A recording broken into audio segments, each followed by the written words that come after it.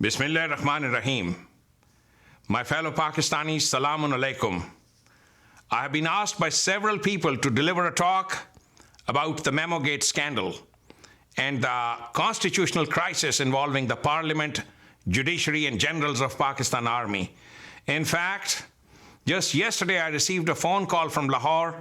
There was a young man saying, "Sir, India is celebrating its Constitution Day today, and Pakistan is mourning the Memogate scandal.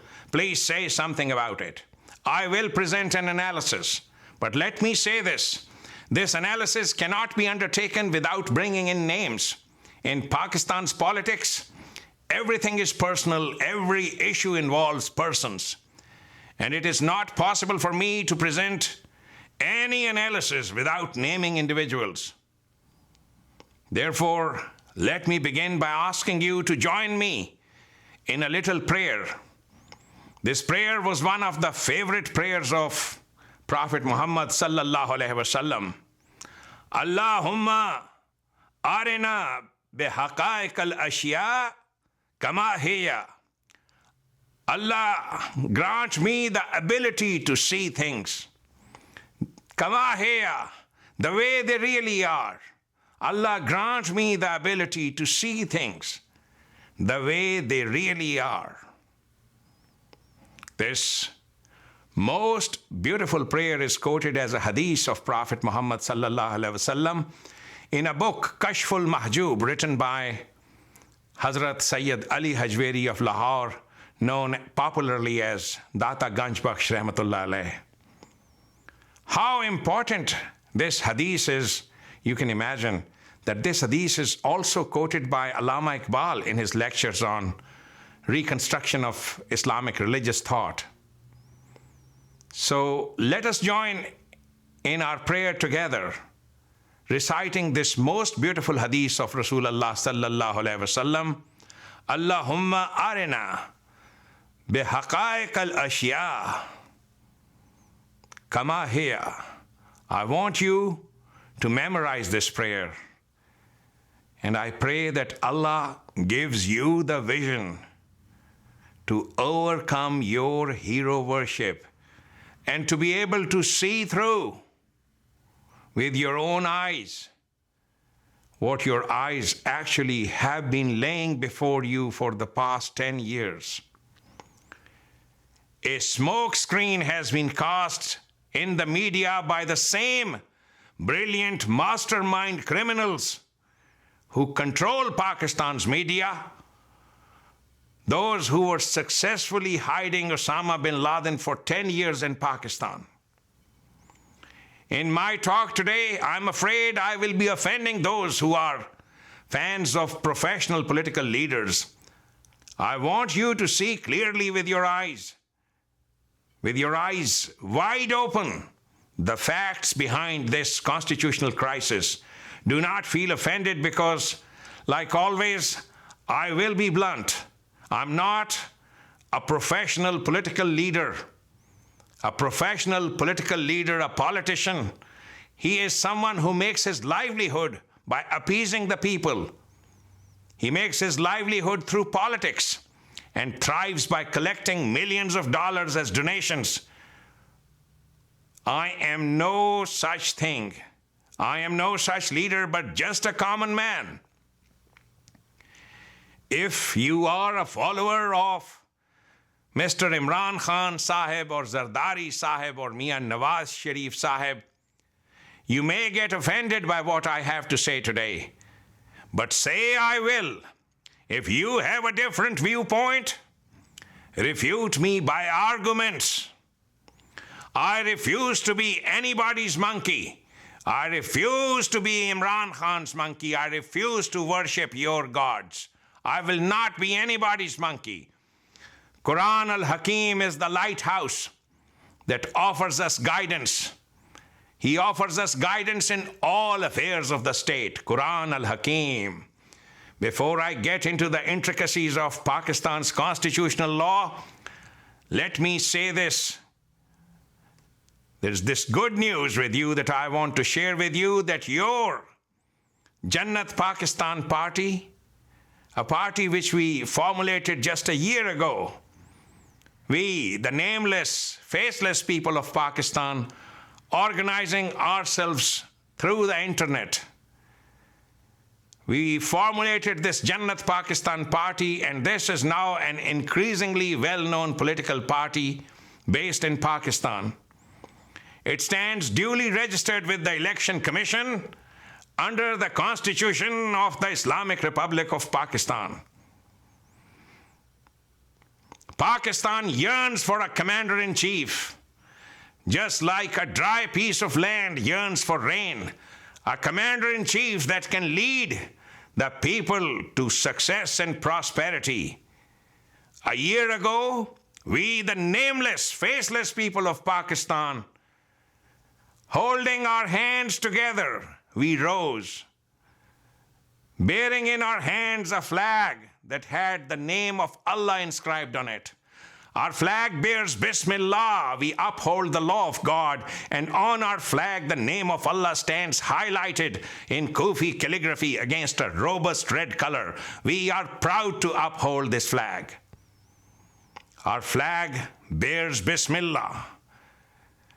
We are very proud of this flag, and we hope this flag will become the flag of Islamic Renaissance throughout the world. We stand to establish not just a rule of law, but the ultimate rule of law, the rule of law based upon the law of God that guarantees peace in any country through equal distribution of wealth and resources. Equality and equal opportunity are vital for the strength of a nation. A founding principle that all men are created equal.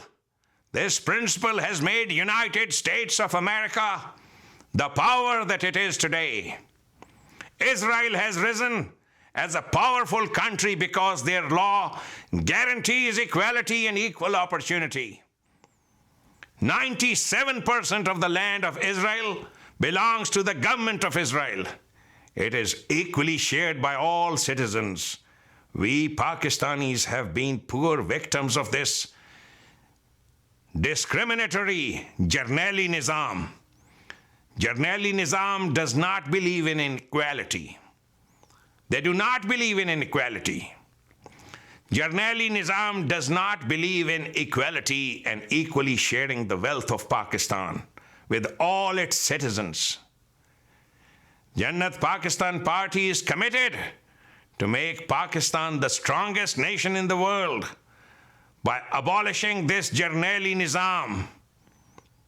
Together, we shall achieve our goal, Masawat-e Qurani. Our slogan is Bismillah ar-Rahman ar-Rahim. The law of God, Ar-Rahman. Remember that the word Rahman comes from the Arabic root word Raham, which is the word for a mother's womb. When you say Bismillah, the purpose is that you should draw your attention to His law all the time. The law that provides equally to every child that grows in the mother's womb. No child is discriminated under His law. No child is left behind. His law does not discriminate between the child of a rich or a poor. His law nurtures everybody equally. He provides for all stages of embryonic life. He guarantees to provide for all stages of life. His law guarantees equal opportunity to everybody to live life to the fullest. His law does not discriminate. His law is the same for everybody, irrespective of caste, color, creed, religion, or nationality. This law of Allah has been the hallmark of Islam. It is this law which we uphold, and nobody can denounce this law. Allah challenges. In the Quran, it says repeatedly, فَبِأَيِّ آلَاءِ رَبِّكُمَا تُكَذِّبَانِ. How can you even dare to denounce the manifesto of Allah? It's His law by which He gives you life. It's His law by which He gives you death. How can you denounce His law? How can you denounce establishing His law? Waqim al-wazna bil-qist. He has commanded you to establish equilibrium in the human society through equal distribution of wealth. We promise that under His law, every citizen shall have equal access to life, liberty, and pursuits of happiness. This is how the God of nature, the law of God that governs nature, keeps equilibrium in the universe. And this is the only formula for peace in the world. We are committed to bring an end to the Jarnali Nizam in Pakistan, a system of government where the generals have been protecting and supporting the Vaderas. We shall create a new Islamic Pakistan whose system of government shall become a model for the rest of the world. This is how Quran will lead the world. This is the ideology of Jannat Pakistan Party. Our Pakistan will become a role model state for the rest of the world. This is our vision for Pakistan. Your party is now in the lawful process of setting up offices throughout Pakistan. Subhanallah, inshallah, the law of Allah shall prevail. With this being said, now let's talk about Pakistan's constitutional crisis. Quran offers us a great guidance here. First of all, think about this. Do you not see how systematically over the past few years this crisis has been orchestrated by the frustrated generals of Pakistan Army? Do you not see how systematically the masterminds have launched the Generals' King's Party? Does anybody not realize how political meetings of Mr. Imran Khan were systematically organized to spread hopelessness and chaos in Pakistan? Do you not see how the crisis was organized step by step? Of course, it's the lobby of the generals, their King's Party. They want to maintain the status quo of the Jarnali Nizam. That's all there is to it. There are allegations, of course, that President Zardari is hiding billions of dollars in foreign banks. There are allegations that Mr. Zardari and his wife looted the country. But was it not General Musharraf who signed the NRO and granted the King's pardon or total forgiveness to Mr. Zardari? And was it not General Kiani who was requested by Ms. Benazir Bhutto to be her representative in negotiating the deal of NRO with General Musharraf? Was it not Mr. Imran Khan who was the only professional politician that had said welcome to General Musharraf? Let me say this.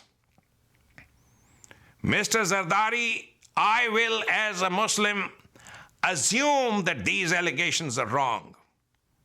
The Quran teaches us that when any accusation is made against a fellow Muslim, your first reaction should be to say, no, this cannot be true.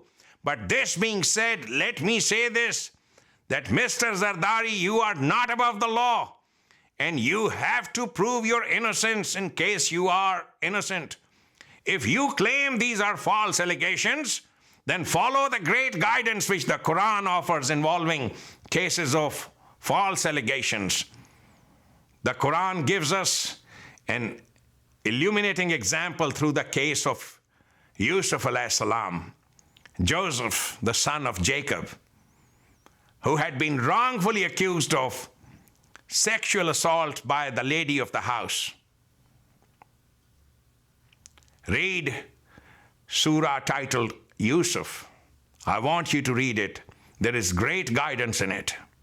It is the story of jealousy between brothers, a story of intrigues and false accusations by a lady of repute, a nobleman's wife who had hired Yusuf to work in her household and who had fallen in love with Yusuf. This lady, with no name mentioned in the Quran, shared her romantic fantasies with her society friends. These society ladies, they were, in my professional opinion, the earliest recorded cases of wrist cutters. In psychiatric jargon, individuals who suffer from personality disorders have a tendency to engage in bizarre attention-seeking behavior. It usually involves wrist cutting. It is a well-known attention-seeking behavior. In this story, Yusuf alayhi salam is a victim of manipulative, attention-seeking, perverted wrist cutter ladies. He is falsely accused of a heinous crime, a sexual assault. Consequently, he is imprisoned for several years.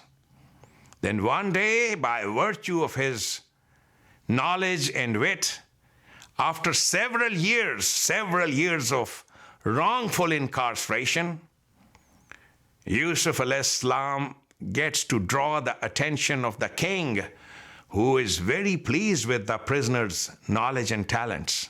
He's extremely impressed. So the king decides to set Yusuf alayhi salam free out of amnesty. But when the king summons Yusuf to set him free, Yusuf has set a condition.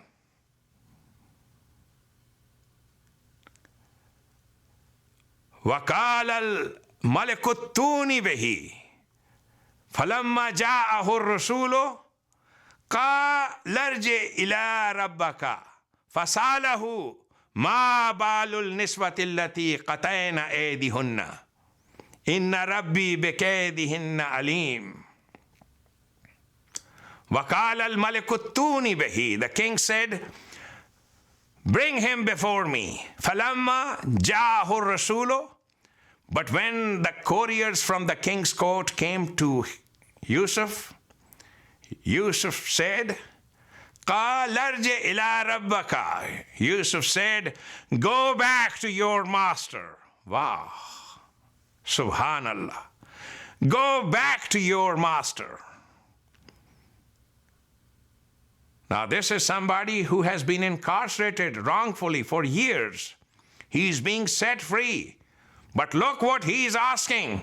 فَسَأَلَهُ مَا بَالُ النِّسْوَةِ الَّتِي قَطَعْنَ أَيْدِيهُنَّ.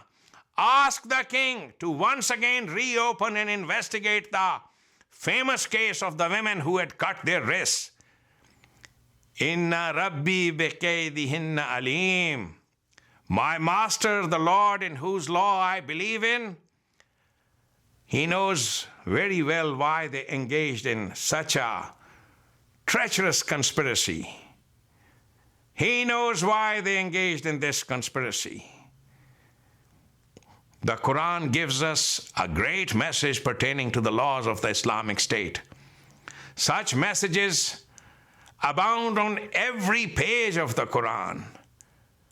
وَأَنَّ اللَّهَ لَا يَهْدِي كَيْدَ الْخَائِنِينَ. Indeed, under the law of Allah, the corrupt shall never find ways to succeed in their plans. Such shall be the laws of the Islamic State where Allah is the sovereign. But when the trial is set, the nobleman's wife accepts her wrongful conduct and takes full responsibility for her wrongdoing. وَمَا أُبَرِّئُ نَفْسِي إِنَّ النَّفْسَ لَأَمَّارَةٌ بِالسُّوءِ إِلَّا مَا رَحِمَ رَبِّي إِنَّ رَبِّي غَفُورٌ رَحِيمٌ.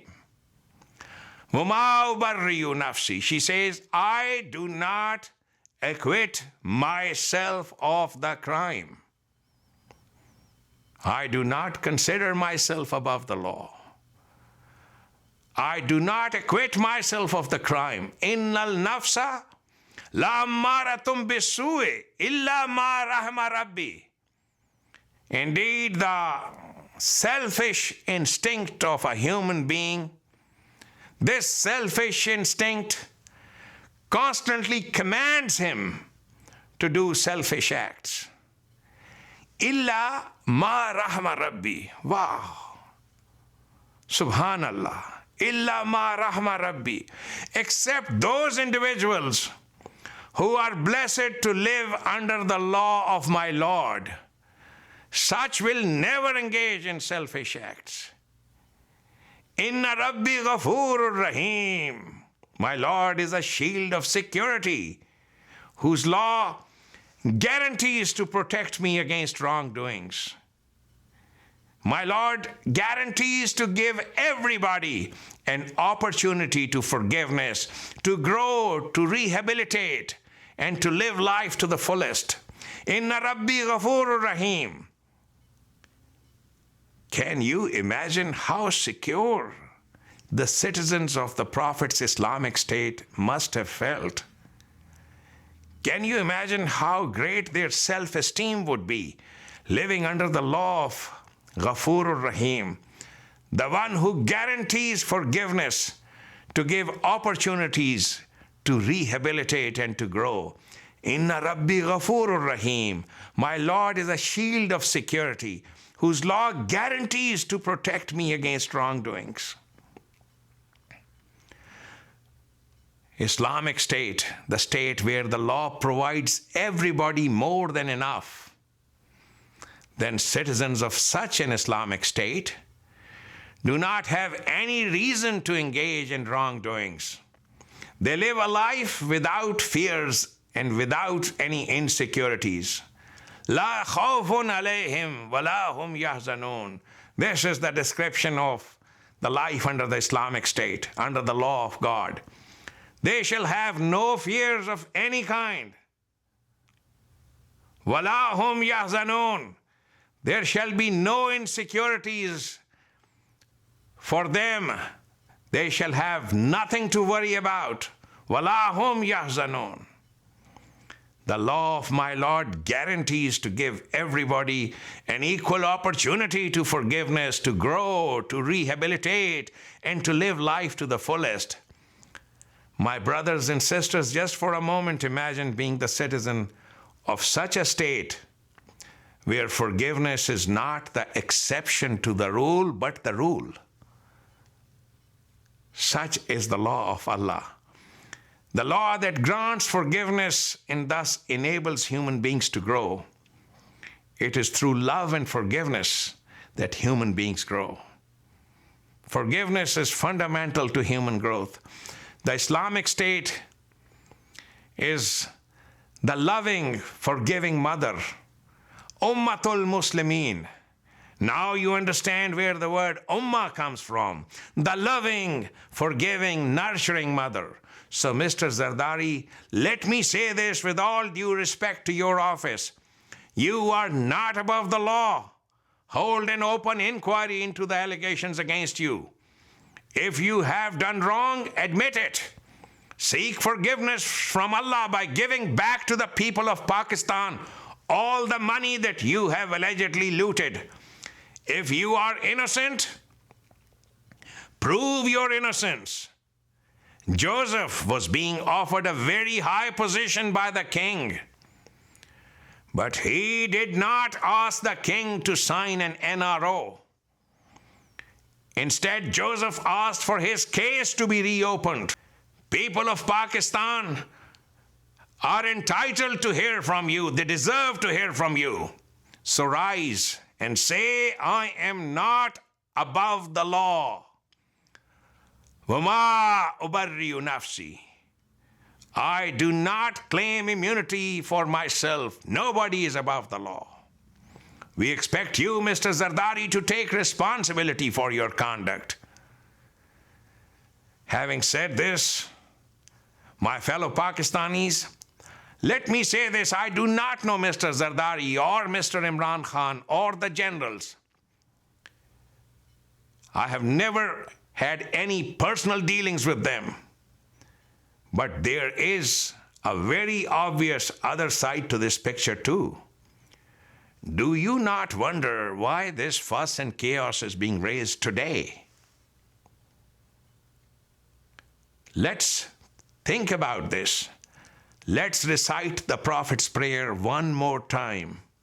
Allahumma arina bihaqaiq al-ashya kama hiya. I want you to be able to see through the conduct of Pakistan's Chief Justice, the generals, and how Mr. Imran Khan, the politician who is evidently most desperate for power, how he has permitted himself, sadly, to be used by the generals for their vested interests. Can you not see how the generals lost their total credibility with the United States of America over the past several years? The proof of the pudding came to the Americans after bin Laden was discovered and killed in Abbottabad.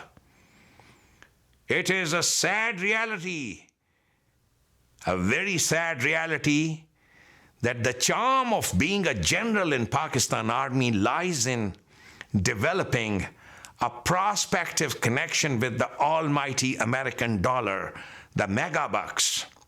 Little do the poor people of Pakistan know the criminal mindset of the generals who can mastermind the hiding of Osama bin Laden, making a fool of the CIA and the rest of the world. These generals have many tricks up their sleeve, and all for their own selfish reasons, although in their delusional mindset, they consider themselves and their families as indispensable for Pakistan. Their patriotism is centered around their own benefits. Any wonder why these generals, most of them, they refuse to retire gracefully? What's their problem? Please do not assume that I do not feel pity for their insecurity of life. They are my brothers too. They are your brothers, and I know they need help. But facts need to be brought up. Let's go back in history and revise for ourselves the symbiotic relationship between General Musharraf and Mr. Imran Khan. Although it started the very day when General Musharraf came to power and Mr. Imran Khan went overboard in his welcoming speeches for the military coup, but this relationship, this symbiotic relationship, truly fostered when Musharraf was playing his hide-and-seek games with the Americans. Musharraf needed a politician who would condemn Musharraf publicly, call Musharraf an American stooge, a person who will have the audacity to say Musharraf is licking the boots of Americans, a politician who would stage riots against Musharraf, a politician who would call for death to Musharraf. This kind of role play would create the necessary smoke screen for the Americans. Mr. Imran Khan sadly played his part in this drama very well, and Musharraf was acclaimed as the great anti-terrorist. While Musharraf was playing games with Americans, acting overtly as the champion of anti-Al-Qaeda and anti-terrorism and anti-Taliban, and yet hiding Osama bin Laden at the same time, Musharraf truly needed a leader who could publicly condemn Musharraf for his pro-American conduct. This is precisely how and why Mr. Imran Khan was so vital to Musharraf. This is how the ISI launched Mr. Imran Khan. Remember how the government orchestrated Mr. Imran Khan's brief arrest during the Musharraf era. Here was Mr. Imran Khan creating this smokescreen for Musharraf with his favorite rhetoric of licking the shoes, licking the boots. Mr. Imran Khan presented himself as a politician who was mad at Musharraf. Why is Musharraf sitting here? He's licking George Bush's shoes. These are all his statements. They are in the press. All of this was obviously a farce, with Mr. Imran Khan playing his role in this farce orchestrated by the generals who were hiding Osama bin Laden. We do not want Pakistan's president to be a poodle of George Bush. A poodle of George Bush. That was a statement given. All a farce played by Mr. Imran Khan, orchestrated by the generals who were hiding bin Laden. This was the symbiotic relationship. The two go together. Playing this role, Mr. Imran Khan goes ahead, demands a death penalty for Musharraf. This is all on record. This anti-American rhetoric heightened during President Bush's brief visit to Pakistan. This is how General Musharraf dodged America, dodged the CIA, projecting himself as the hero whose life was in danger, who does not fear death, and who is chasing Osama bin Laden despite heavy odds. Without a vocal anti-American Imran Khan, none of that would have been possible. This was a relationship, a planned relationship. Wow, what a bold man Musharraf is. President Bush was made to assume that. A review of photographs reveal a totally different story. Musharraf, the general, as president of Pakistan, in full regalia of his military uniform, is smirking and smiling while saluting Imran Khan. These pictures are on the internet, on Facebook. During George W. Bush's brief visit to Pakistan, our hero, Mr. Imran Khan, gets arrested by Musharraf. By then, Pakistan's generals had become expert at playing the game of double cross with United States. Today, once again, the generals feel like disinherited orphans. They are desperate to reconnect to the United States of America, to the US dollar, but directly. With the Kerry-Lugar bill, this cannot be allowed. Now they want to set up a proxy coup in Pakistan with Mr. Imran Khan as the sham prime minister. It's a shame that Mr. Imran Khan is letting this game being played, all for the cause of the generals, playing on their behalf. He is the politician. Of course, he's the politician, hungriest for power. Who is the politician who is most desperately fearful of losing his charisma if elections are held on time in March of 2013 as constitutionally and lawfully scheduled? Of course, it is our hero, Mr. Imran Khan, our champion of a rule of law, and who is now being proclaimed in the media, the devout Muslim. He has been calling President Asif Ali Zardari the biggest thief. Mr. Imran Khan, the representative of Pakistan's elite class, he seems to have completely forgotten that first and foremost to every law-abiding Pakistani citizen is one's duty to respect the office of the President of Pakistan, to respect the Constitution of the country, no matter what it is. Only a propagandist will hurl such accusations. Mr. Imran Khan, out of his vaulting ambition, shows no such respect.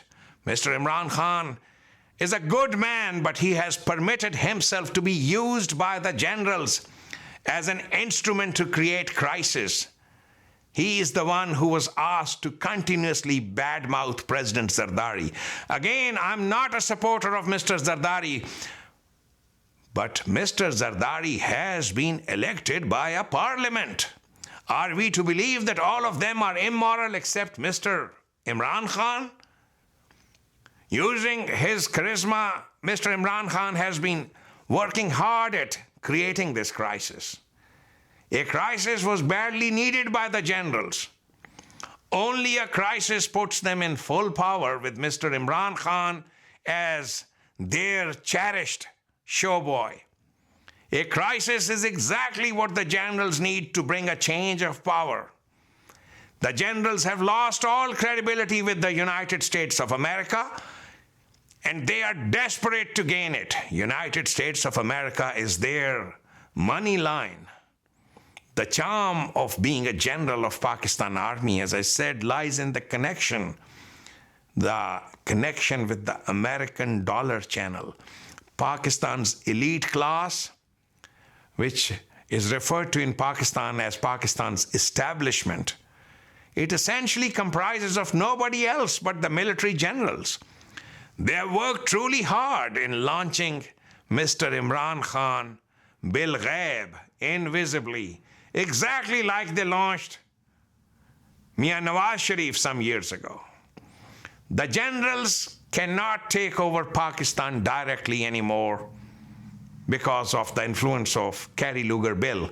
Mr. Imran Khan's greatest fear now is that over time, his political popularity will dwindle, and that is the fear of the generals too.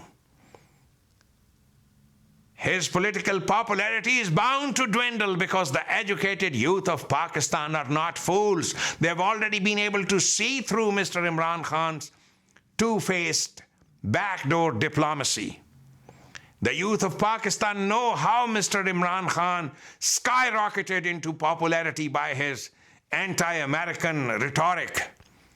But it did not take long for the youth to see through this Noora Kushti. Mr. Imran Khan, who had earlier managed quite well to create this sham political image as being the greatest antagonist of United States of America, the anti-American tiger, he was noted within days of his great public meetings and rhetoric, humming a totally different tune. Such are the drawbacks of double-face, backdoor diplomacy. The poor people of Pakistan know these gimmicks very well. The hard-working poor people of Pakistan have been cheated enough times in the past in the name of Inqilab. All sorts of slogans have been tried upon them. They understand all the slogans and the treacherous political gimmicks of the elite very well. A Pakistani farmer who calls me very frequently from Sindh, he said, and this is his statement, he called me and said, I don't know how will Imran Khan be any different. He is just another Benazir Bhutto without lipstick. The people of Pakistan know the political gimmicks. The people of Pakistan know the political gimmicks very well. Miss Benazir Bhutto, she acquired a white shawl to cover her head, to look like a devout Muslim lady. And Mr. Imran Khan has gone many steps further, except for growing a beard so far, because he's already delivering fatwas. Because of Mr. Imran Khan's rhetorics, once again today Pakistan's generals are embarked on yet another adventure. As a prelude, the Memogate scandal was hashed by the generals of Pakistan Army. Mr. Imran Khan is cleverly hiding himself behind the Chief Justice and the generals. Once again, a new Noora Kushti is being orchestrated by the military elite with Mr. Imran Khan, and I say very sadly so, Mr. Imran Khan acting as the military's vocal puppet. Who can have any doubt that Pakistan's generals were not hiding Osama bin Laden? Who can have any doubt that Pakistan's generals are not behind the launching of Mr. Imran Khan? In a Pakistan where people fear for safety and security, who is the one who is guaranteeing the provision of security at the well-organized political meetings of Mr. Imran Khan? If not with the backing of Pakistan's army jawans and ISI, how else could Mr. Imran Khan be permitted to conduct political meetings? Several friends called me from Lahore after Imran Khan's big jalsa there. The common theme of their call was, of course, praise for the well-organized public meeting. It was very well organized. There were separate enclosures for ladies, seating arrangement. Seating arrangement was super perfect. We have never seen anything like this on political platforms. Separate enclosures, wonderful arrangements, never seen anywhere in political rallies of Pakistan, except in the army-organized Meena bazaars and horse and cattle shows, they said. It is the generals that gave Mr. Imran Khan the license to spread chaos, hopelessness, and restlessness in Pakistan. The poor people of Pakistan know it very well. Mr. Imran Khan is not their herald of hope. He has no program, but he has simply copied President Obama's slogan, "We shall change America, change America." The change America became, "We shall change Pakistan." What is Mr. Imran Khan's vision for a change? What will change? Nothing. He is simply the guardian angel of the elitist status quo. His party is the king's party. Today, once again, with the backing of the generals and ISI, Mr. Imran Khan is again at it, accusing the government of Pakistan for sabotaging the court's orders to hide the thefts. What thefts, Mr. Imran Khan? Your favorite general, Pervez Musharraf, was the one who provided legal authority, legal legitimacy to all the thefts. What else was the NRO about? And you were the one who welcomed Musharraf. And General Kiani was the go-between in the NRO deal. Remember? Let me explain a little bit, just for my purposes, to enable you to clearly see through this smokescreen. And for those who do not know what is NRO, let me summarize this here. National Reconciliation Ordinance is a dictatorial law announced by General Musharraf in October of 2007 as a part of his deal with the leaders of Pakistan People Party, Mrs. Benazir Bhutto. Ms. Bhutto and her husband had lawsuits against them for money laundering, international lawsuits for money laundering and looting the wealth of Pakistan for years. The Americans and the British desperately needed that Pakistan should have a humanized democratic face. The NRO was mediated for nearly 3 years by the British and the American diplomats. All of this is on record.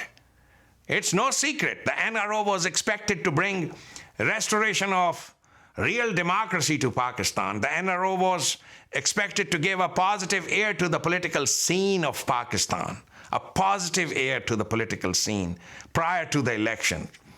In reality, what did the NRO do? In reality, the NRO gave amnesty from legal prosecution to politicians, political workers, and to bureaucrats, and those who were accused of wrongdoing between the 1st of January 1986 and 12th of October 1999. The list of the NRO beneficiaries, and you laugh at this included a total of 8,041 beneficiaries. 8,041 beneficiaries. All of them went scot-free. Amongst others, those who benefited from this dictatorial ordinance were both Ms. Benazir Bhutto and Mr. Asif Ali Zardari. They claimed that politically motivated cases had been filed against them by the Nawaz Sharif government. And General Kiani, it's on record, he acted as the go-between in this deal. Musharraf alleged that Nawaz Sharif had tried to assassinate him, and Benazir Bhutto thus became somewhat acceptable to Musharraf on some conditions. But then after the deal, Benazir Bhutto raised her demands. It's a long story. In Pakistan politics, everything is personal. In October of 1999, General Musharraf got away with a coup when he was asked to resign. Now look at the chain reaction that follows. He was sworn to office by the Chief Justice, Mr. Iftikhar Chaudhry, who then himself refused to resign. The NRO, this NRO was promulgated in 2007, and within the same year, it was declared illegal by the Supreme Court, headed by, of course, Chief Justice Iftikhar Chaudhry. General Musharraf sacked the Chief Justice, which was a move which is said to have plunged Pakistan into a judicial crisis. In 2008, the NRO was revived by Musharraf's hand-picked Chief Justice. It was subsequently undone in 2009 when Chief Justice Iftikhar Chaudhry was reinstated. Now, the implementation of the verdict, this has been a source of discord ever since between President Zardari's government and the Chief Justice. If the government implements the orders of the Supreme Court, if at all the government implements the orders of the Supreme Court, a large number of members of the parliament will be disqualified, and several officials appointed by the present government will lose their jobs. Such a move would invariably lead to the fall of the government of Pakistan, as many key members of parliament will lose their seats. Today is January of 2012. Under the Constitution, the elections are due in March of 2013. Pakistan has been rated as the world's most corrupt country by Transparency International. But Pakistan needs to move forward. Today, Mr. Imran Khan keeps blaming General Musharraf for the NRO, but he forgets about the role of General Kiani, who was Benazir's agent. Having served as her trusted adjutant when she was the Prime Minister, Benazir had specifically requested the Americans that she was willing to negotiate a deal with Musharraf only if General Kiani would be her representative. This is all on record. Mr. Imran Khan, and this is a recent one, he was asked on 18th of January or around that time a question by a TV channel interview if he would allow General Musharraf to make an alliance with him and join his party. Mr. Imran Khan vehemently, openly rejected Musharraf, publicly denouncing him for having been the architect of the NRO, calling it the root of all evil in Pakistan, accusing Musharraf for Bugti killings and Lal Masjid massacre. But this is very interesting. This is very interesting. In the same interview, he later says, but Musharraf should not come to Pakistan. His life would be endangered here. Musharraf should stay abroad because people would kill him. What are you saying, Mr. Imran Khan? So you are being so protective of Musharraf. If anybody deserves to be brought to justice, it is General Musharraf. Mr. Imran Khan, you as the champion of our rule of law, you should have said, we want Musharraf here in Pakistan to be put on trial for orchestrating the NRO, for orchestrating many other things. But instead, Mr. Imran Khan, you are so protective of General Musharraf, you are protective of Musharraf's life. You say Musharraf's life would be endangered in Pakistan. This is your fear. Is this your sense of justice and accountability, Mr. Imran Khan? Is this you advising Musharraf not to come to Pakistan? If anybody needs to be put on trial, it is General Musharraf. There is blood on your hands, Musharraf, not only of innocent children who died in Lal Masjid, not only of undertaking the Kargil misadventure, not only the unlawful assassination of Bugti, not of the Baloch Sardars against whom Pakistan army launched an attack. But you chose to hide bin Laden. Your list of selfish adventures is endless. Do you, Musharraf, realize that if you had handed over Osama bin Laden to the American government, there might have been no need for military interventions in Afghanistan and Iraq? Do you realize how many died? How many were tortured? This has not only disgraced our army, it has disgraced every Pakistani American. But if you and your generals had acted under the law, the world would have been different. Pakistan would have been different.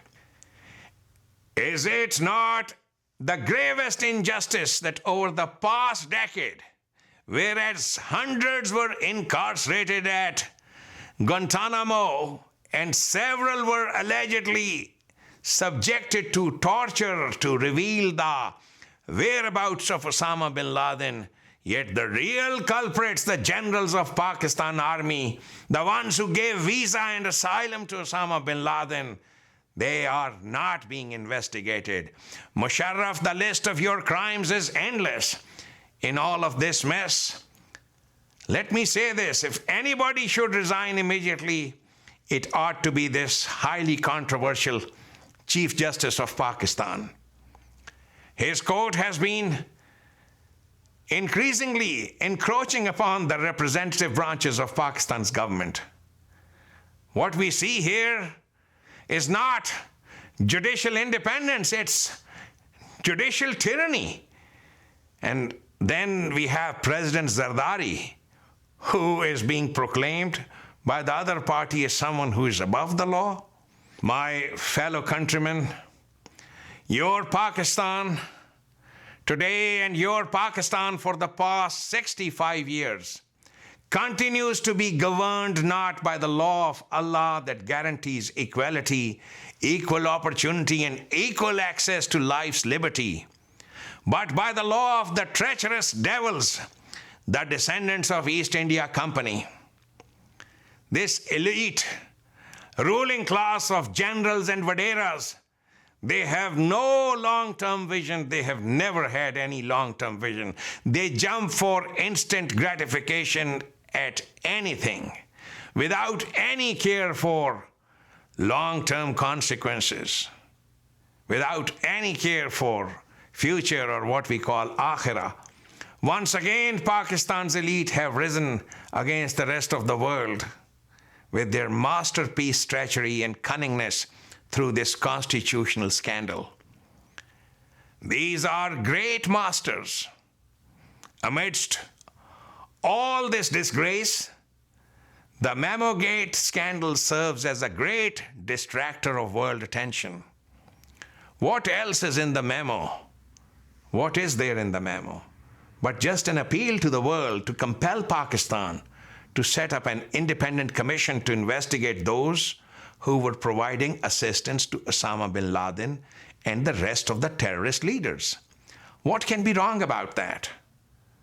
I do not speak from any position of a minority opinion, but as a legitimate leader of Jannat Pakistan Party, a registered political party in Pakistan, I demand a full-scale, transparent investigation conducted by an international court of justice under the United Nations into this criminal conduct of the generals.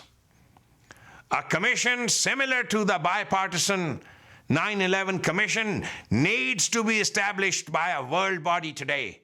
This treachery calls for it. The generals need to be brought before an international tribunal. Pakistan's generals and elitists have once again concocted an eyewash. This time they call it the Abbottabad Commission and the Memogate scandal. They are masters of diversionary tactics. They are masters of diversionary tactics. The Abbottabad Commission is a hoax, a smokescreen. The world will never know the truth, and the culprits will never be punished. These selfish generals have always brought death and disgrace to the soldiers of their own army, the soldiers of Pakistan Army. To maintain their facade, these generals have been sacrificing the poor soldiers of Pakistan Army every day. In the past, these adventurers used various pretexts for their false glory. Sometimes it was the pretext of saving East Pakistan, sometimes it was Kargil, sometimes Kashmir, and this time it was the facade of their war against terror. These cowards have sacrificed the people of Pakistan only to maintain their smokescreen. Treachery has done its masterpiece. I have said it several times and I will say it again fearlessly. The people of Pakistan throughout past 65 years have been serving as slaves under the very East India Company of these Pakka Saabs. Blame Mr. Zardari and the PPP government for incompetence, weakness, disorganization. But ask yourself this question: how can there be competence? How can there be strength? How can there be organization when a government and its generals, the military and the establishment of the elite are on a constant mission of disloyalty and treason? Pakistan has no commander-in-chief. There is the general, then the ISI, then corps commanders, then prime minister, then the president, and of course, then the chief justice. Do you have any wonder why lawlessness prevails in that country? Any wonder why there is no electricity or gas today? Look at the degree of disorganization. Generals of Pakistan Army have been on a mission of disloyalty to the people of Pakistan throughout the past 65 years. But these are patriots. These patriots have no insight into their narcissistic patriotism about Pakistan.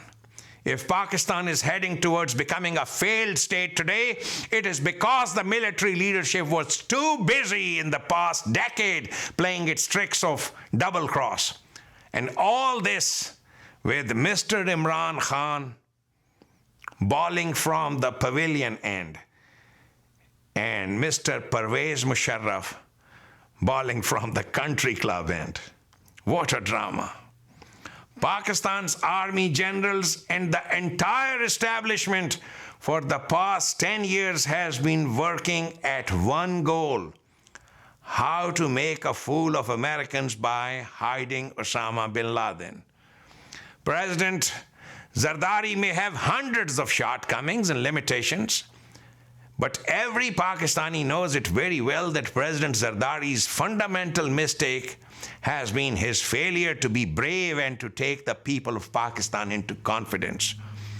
A leader who lacks vision, who will not be brave, will never be able to win the confidence of the people of Pakistan, and President Zardari's leadership suffers badly from this. His naive venture of assuming office without any vision or ideology and then repeatedly covering up his failure, I think this is his unforgivable sin.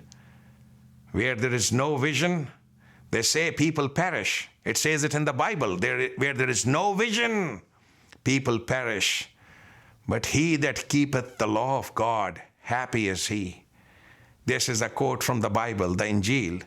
President Zardari and Prime Minister Gilani's political charge sheet may be long. History may remember them as incompetent, weak individuals having a total lack of vision. They could be charged with having reacted appallingly bad to the floods in Pakistan. They may have failed to curb fundamentalism. They have failed to show the nerve to combat fanatics and insurgents. All those charges there. But how could they show the nerve? Zardari and Gilani were never in a position to function. Here was an army leadership supporting the fundamentalists and the terrorists. A nation that believes in glorifying criminals, whose hero Imran Khan and his party members in their rallies glorify terrorists. then such a nation succumbs to its mistake. Pakistan has steadily grown into a weak state thanks to these disloyal double-crossed generals.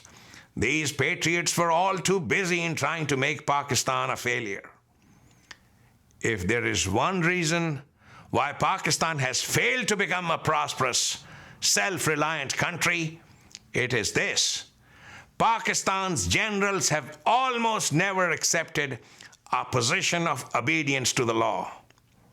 Odd as this may sound, but President Zardari in several ways will remind you of His Imperial Highness Hazrat Bahadur Shah Zafar, the last emperor of Mughal India. But Bahadur Shah Zafar was in a far better situation than Mr. Zardari and Gilani. Bahadur Shah Zafar had no power in his hands, but was openly acknowledging and accepting his limitation.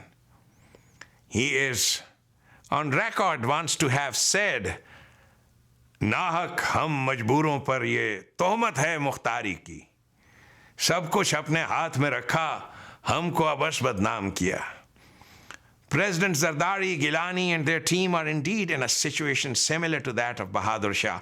But Bahadur Shah was never blamed for the plight of India, the plague, the misery, the disorganization. President Asif Ali Zardari and Prime Minister Gilani, they should have openly accepted their humble position of being the helpless Bahadur Shahs of Pakistan. The generals of Pakistan army made sure to make them a failure, just as the generals of Bhutto have made sure to make them a failure. Neither Mr. Bhutto nor President Zardari have the spine to discipline the generals. But again, should we blame Mr. Zardari? In 65 years of Pakistan's history, there has not been a single government that could pull the reins on lawless military generals. What else is a terrorist state? What makes Pakistan a failed state? A failed state is a state where democracy and its representative institutions, the executive and the legislature, they fail to coexist in a state of absolute obedience, complementary to one another. Obedience to the law is what distinguishes a civil society from a gang of anarchists. Obedience to law is what brings peace, progress, and prosperity to a nation. The generals of Pakistan are a class of their own. They are above the law. That is Pakistan's shame. The Supreme Court of Pakistan, sadly, that too has been a victim of lawlessness. They are a victim of fear and uncertainty. Pakistan's present constitution has been a most amateurish version of the theory of trichotomy of power, which has failed to serve Pakistan. The 1973 Constitution of Pakistan, that's what I'm talking about. The 1973 Constitution of Pakistan has failed to give any power to the people. It has persistently failed in establishing a rule of law and has failed miserably to give power to the people. It has failed to protect the people from lawlessness and poverty. Look at the constitutional crisis which we have today. The crisis requires a resolution, but the question is the military interested in a resolution? Is Mr. Imran Khan, the showboy of Pakistan's elite, interested in a resolution? The Supreme Court, in principle, should have no role to play in this controversy.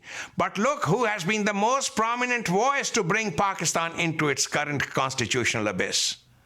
Of course it is Mr. Imran Khan. The military generals have been on this mission for a long time, ushering this chaos. The generals want to bring Mr. Imran Khan, their next showboy, just like Nawaz Sharif, into power. And look at the rush Mr. Imran Khan is into. He knows he has no mission or vision, but only his vaulting ambition to be the Prime Minister of Pakistan.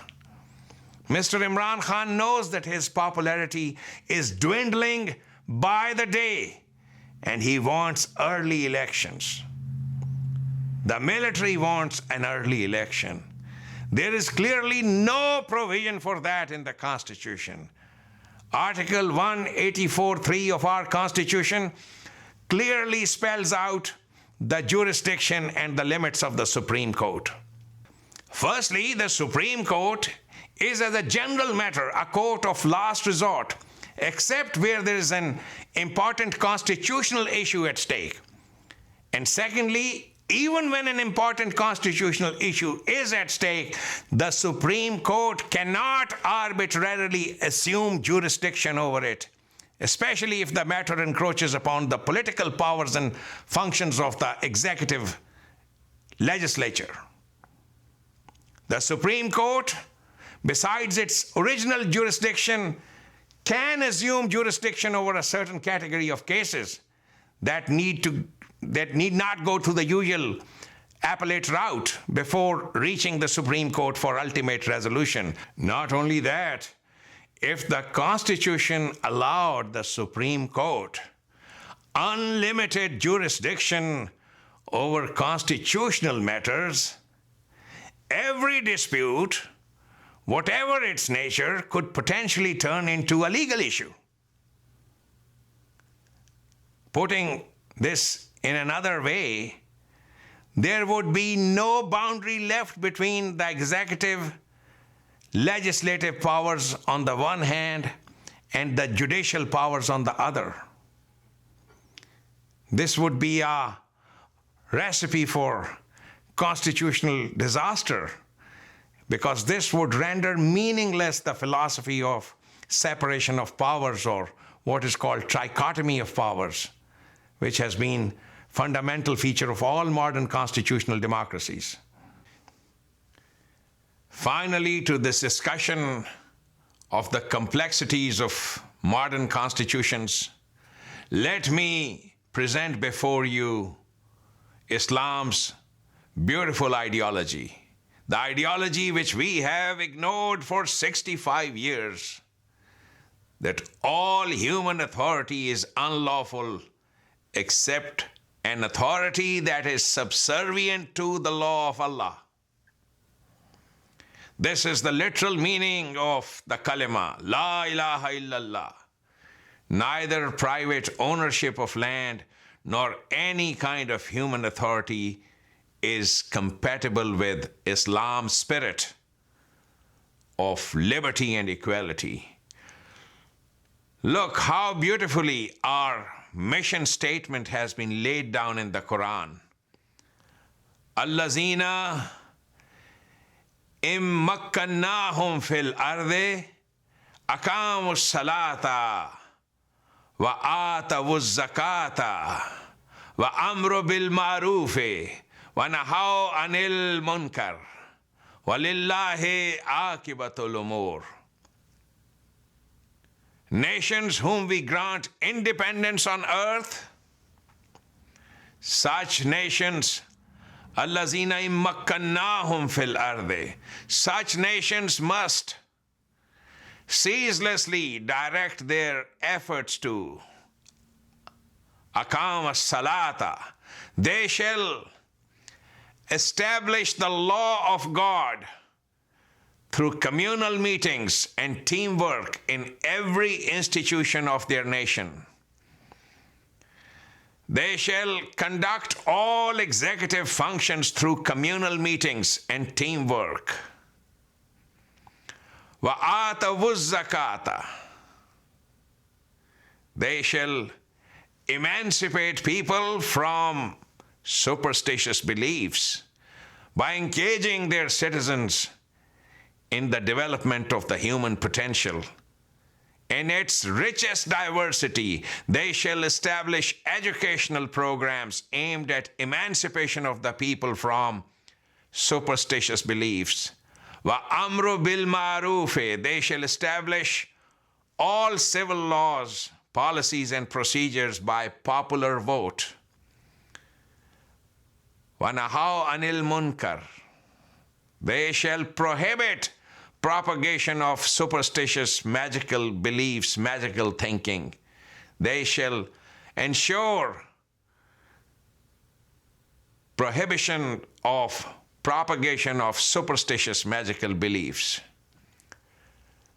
وَلِلَّهِ عَاقِبَةُ الْأُمُورِ. They shall decide all matters acting on behalf of Allah.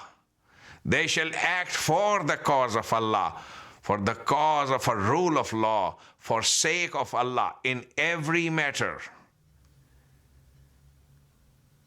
In every matter, they shall be acting for the cause of Allah. My fellow Pakistanis, remember, we the people of Pakistan can change Pakistan's constitution entirely, lawfully. Once the constitution is prepared on the fundamental principles of Quran, we shall have a civil law that shall truly liberate us from the shackles of this exploitation that we have endured for so long. We, the Jannat Pakistan Party, we proclaim that Islam is a system of government, a government of the faithful and by the faithful, established for the welfare of everybody, and we denounce all superstitious beliefs. We proclaim and celebrate a God that guarantees to deliver equality and justice to everybody through a government based on His law. We foresee all mankind coming under the laws of one God. There shall eventually be one world government, one dream of happiness for the entire human race, one dream of peace, one dream of prosperity and happiness for everybody, with everybody living their lives in a fulfilling manner. Since Islam is the ultimate idea that holds the key to the human problem, and since Islam is the only ideology that has unified diverse races in the past in a manner unknown to anybody, we believe that only Islam can unify mankind and only Islam can deliver mankind from the system of exploitation which has turned our world into a living hell. Whereas the future happiness and prosperity of the entire human race depends on Islam, therefore it is imperative to establish the modern Islamic caliphate founded on principles of a transparent democracy. Only a new Islamic Pakistan will accomplish this. We believe in and we aim to restore and establish that modern Islamic caliphate under the new Islamic Pakistan. This was the Pakistan idea, and we need to march towards this goal. Based on the principles of Quranocracy, a rule of the law of God, the establishment of a democratic caliphate will eradicate Talibanism, theocracy, sectarianism, ignorance and jahalat of the mullahs. There shall be no mullahs, but only government-appointed magistrates and civil servants. Such are the great goals of Jannat Pakistan Party. I wish Godspeed to our workers who are delighted at going door to door to spread the message. وَمَا عَلَيْنَا إِلَّا الْبَلَاغُ. That is all they have to do, spread the message. رَبَّنَا تَقَبَّلْ مِنَّا إِنَّكَ أَنْتَ السَّمِيعُ الْعَلِيمُ.